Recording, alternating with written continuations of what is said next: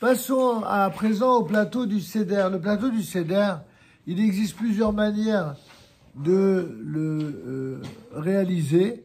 Nous adoptons la façon dont le Harizal, Rabbi Israël Luria, avait l'habitude de le réaliser. Regardez devant vous, vous l'avez.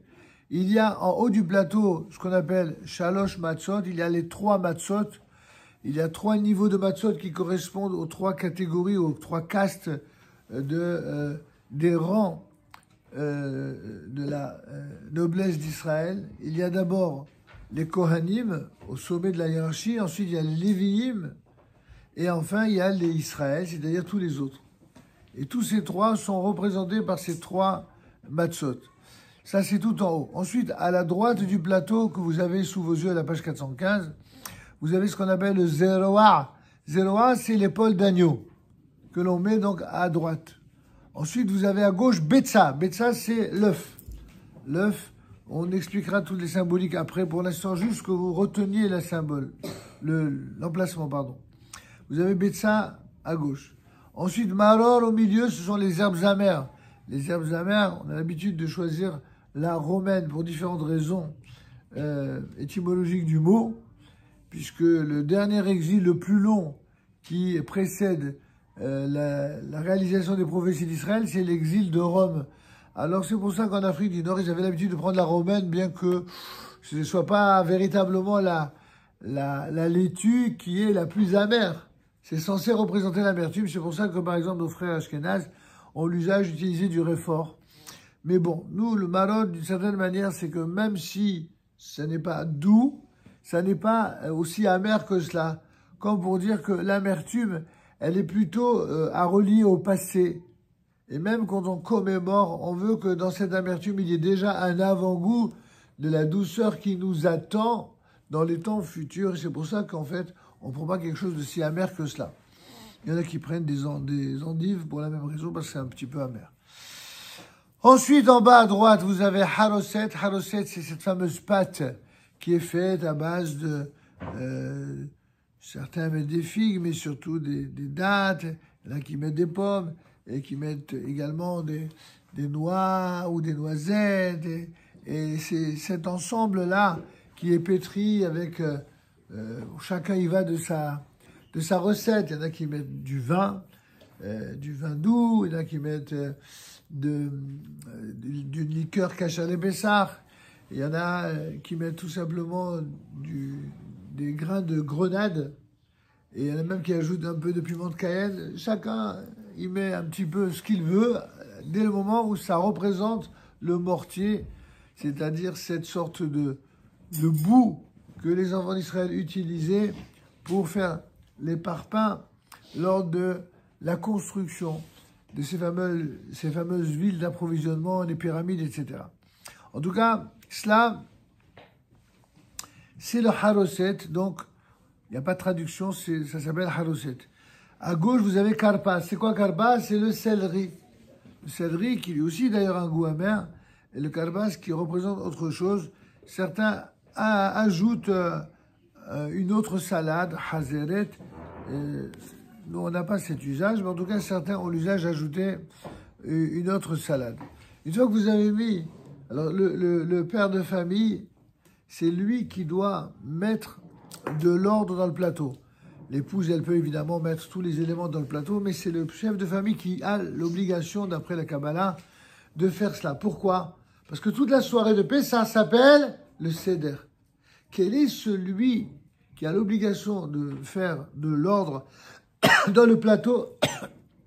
C'est le père, parce que c'est le père qui incombe l'obligation de raconter. Veigata les milcha, tu raconteras à ton fils. Ici, ton fils, c'est au sens large, ton fils comme ta fille d'ailleurs, tes enfants, le père a l'obligation de transmettre.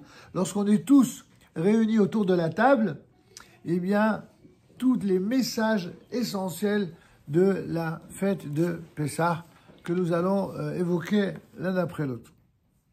Est-ce que c'est bien clair?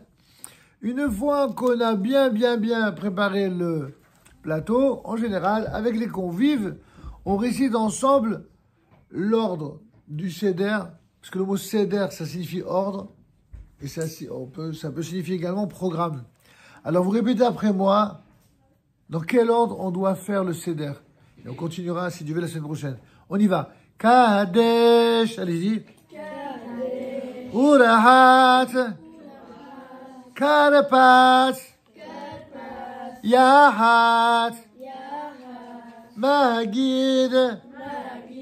Rohsa. Motzi Matzah. Maror Korech. Shulchan Orech. Tzafun Barech. Hallel Nirtzah.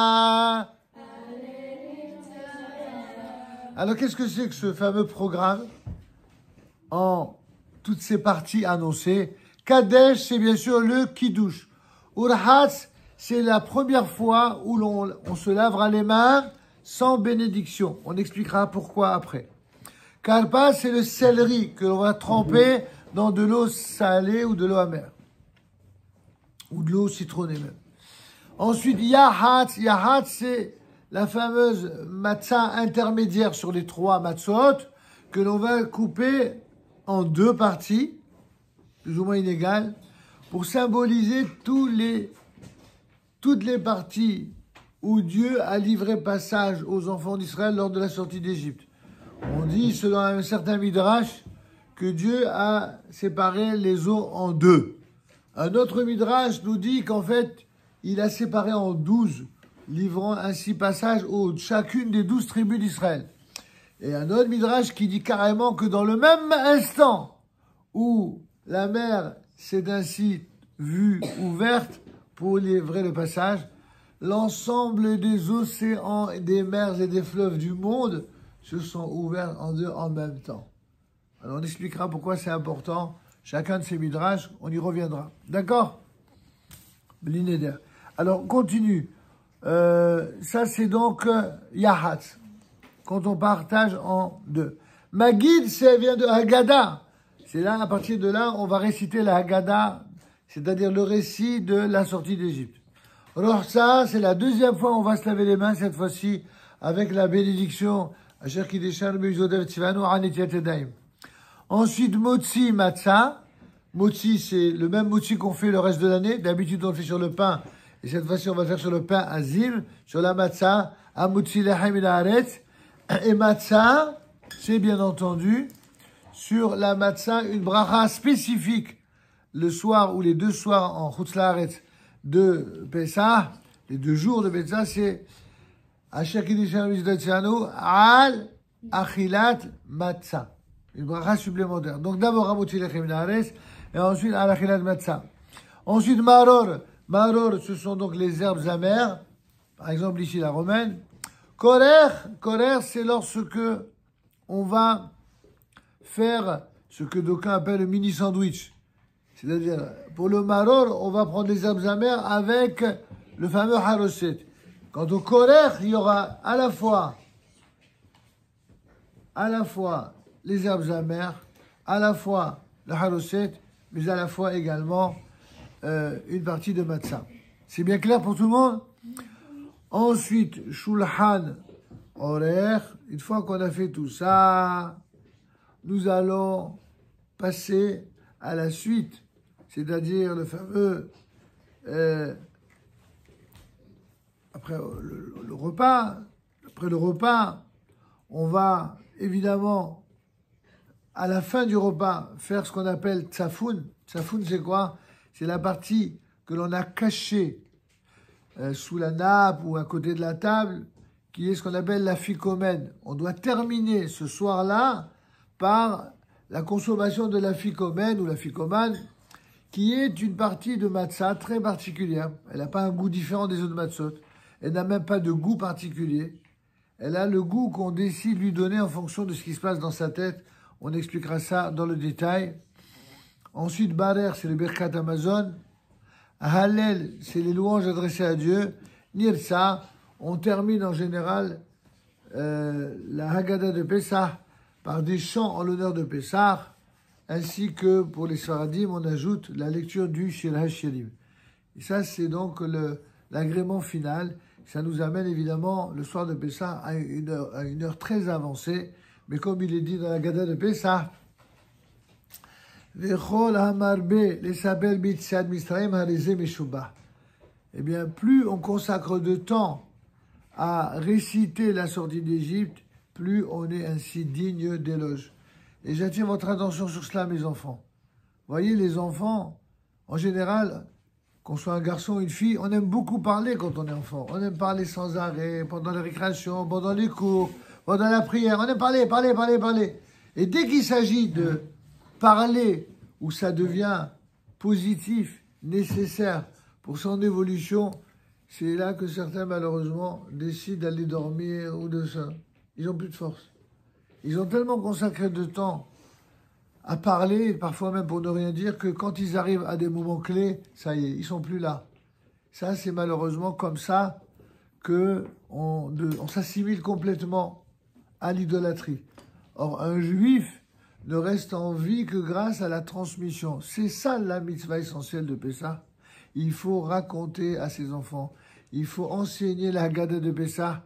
Il faut enseigner le contenu et la valeur de tous les fondamentaux du judaïsme à travers le soir de Pessah. C'est dire si cela est évidemment éminemment important. Nous poursuivrons Be'ezrat Hashem la semaine prochaine avec les détails du Seder.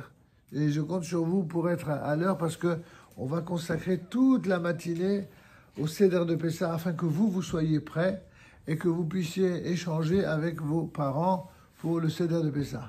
Bonne semaine à vous tous. À très bientôt.